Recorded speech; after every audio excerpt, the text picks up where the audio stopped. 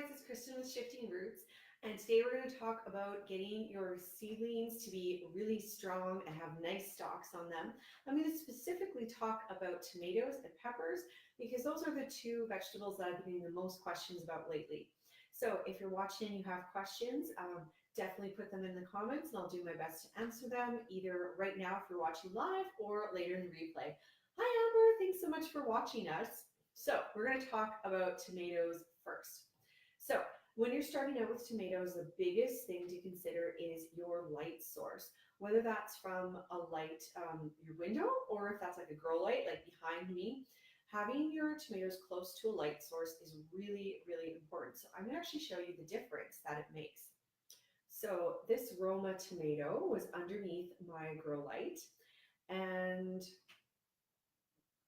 this tomato was in my window. Now this was in an east-facing window, not a south-facing window. I had really good success with my nice south-facing window, but honestly guys, I ran out of room. So this one got sacrificed and got put into an east-facing window. And as you can see, it's a huge difference. I'm comparing these two tomatoes because they're paste tomatoes. So they should be growing at a similar rate, or at least I would hope they are. Okay, so now what do you do if your tomato, oh wait, no, one more thing. Sorry guys, I'm not getting as much sleep as normal with my little garden helper here, so I'm a bit distracted. Right, when your tomatoes are underneath the grow light, like here, you want to make sure that they are about 1 inch to 2 inches away from the top of this grow light, and you're going to have the best success. If your grow light is up too high, you're also going to end up with this leggy situation. And I've got to admit, that's actually what happened to me last year. I thought my tomatoes were really good. I was quite proud of myself. And I was looking back in the pictures this year when I was doing another post. I thought, oh, those could have been better. But you know what? Live and learn, right? So as you can see this year, keeping the grow light much closer has definitely helped a lot. Okay, so I'm going to pick one that has a little bit of a longer stem. We're going to do this nice lemon boy one right here. So this guy is definitely ready to get transplanted. You can see how the roots are coming out of here and it needs to happen. So what I've done is I just like these newspaper pots. You don't have to use newspaper pots. You can use whatever larger pot you want that's going to work for you. The reason I like these is because you can just plop them into the ground and they will decompose, and it's really cheap too. You don't have to spend extra money. So you just take your tomato, put it in the bottom of your pot, take your potting soil,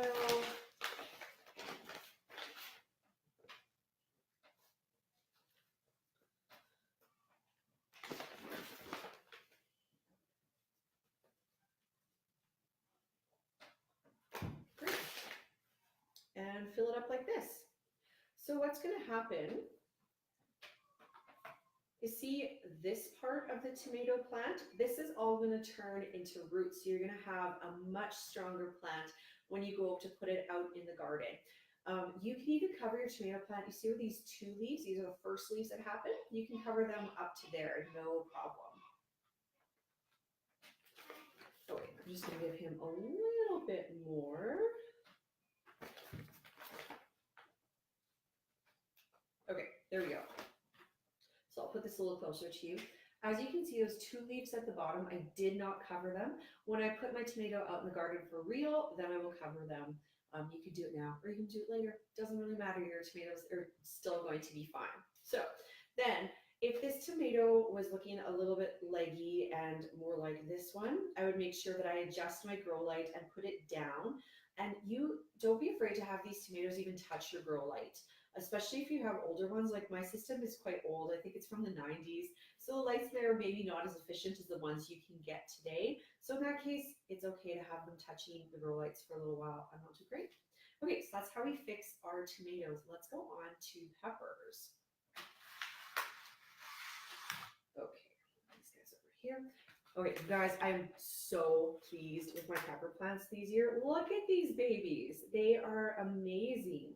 What I've done differently than in previous years.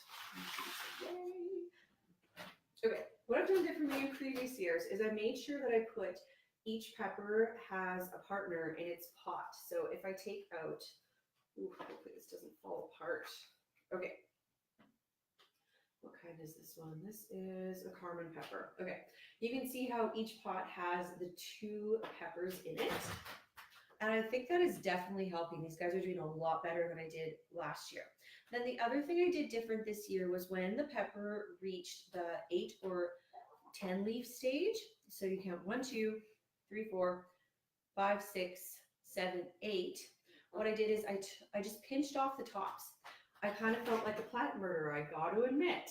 But it really worked because these stems got thicker over the next week. And the other cool thing is you can see now you're getting these little bits of growth along the stem bits.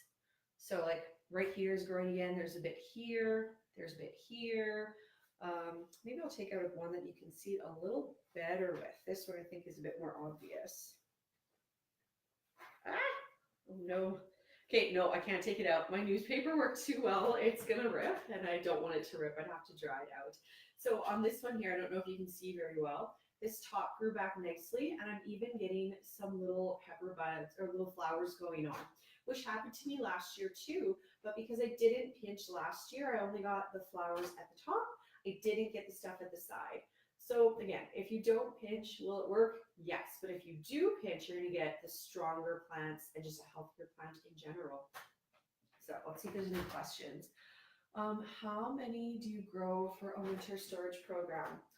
Okay, so I have not been successful in growing enough tomatoes for proper winter storage for my family. And that seems crazy because I have grown, I think last year, what did I do? 25 or 26 tomatoes, and there's only 3 of us, and mainly we want tomato sauce, but we go through it like absolute fiends. We would probably use 2 things of tomato sauce every week for sure, and 25-ish plants was definitely not enough. I think that lasted us, well, I don't know, until December. That's pretty bad. So I don't know. I think if, like Amber, just knowing the size of your family, I think you'd want to aim for like a solid 50 and try to really go for like baby those tomatoes. Make sure you're doing the absolute best practices on everything. You know, give them the right amount of water. Make sure they're getting calcium when you put them in the holes. Make sure they have enough space, the cages. I know you're out on a farm, so you want to make sure about wind protection, that they have some sort of, even if it's just like a pallet fence or something, just to break the wind. I feel like if you have 50 tomatoes and you baby those things, you should probably have enough to feed your family. Now remember, last year my tomatoes, they got totally neglected because of this little nugget, and I was sick with her. So yeah, try for 50. For peppers, I'm not really sure how many you eat in your family. I'm thinking maybe 20 peppers. Then you probably have enough for salsa. These are kind of guesses. I really don't know. I'm going to keep track of this year how much I produced with these plants, and I think I should have some better estimates for you guys. And hi, Melanie. Thanks so much for watching. And oh, and Jennifer. Hi, Jennifer. So glad you're here too. Okay, and perfect. Thanks. Okay, great. So if you have any more questions, if you found this helpful, feel free to give it a like or a share. So now when I go away, I'm going to repot those tomatoes because they definitely need to have some repotting to them. I hope you're having a wonderful day and happy gardening. Bye-bye.